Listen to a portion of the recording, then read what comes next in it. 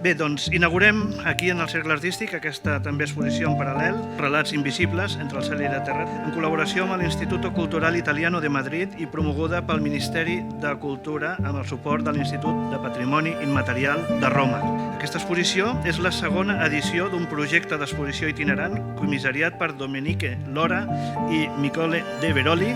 centrat en el valor inestimable del patrimoni immaterial dels pobles del món,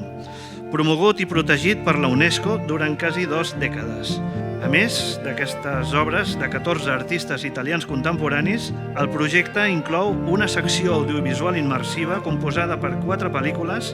i realitzades pel director Francesco De Melis. I també hi ha una sèrie de reportatges etnogràfics del fotògraf Massimo Cutruppi. È una mostra dedicata fondamentalmente alla promozione all'estero della conoscenza del patrimonio culturale immateriale italiano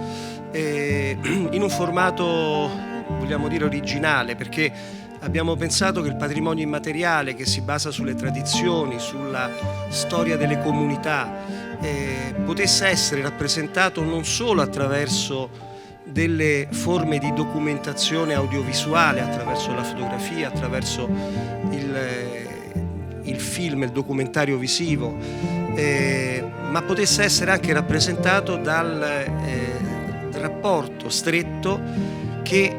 anche involontariamente si crea tra le tradizioni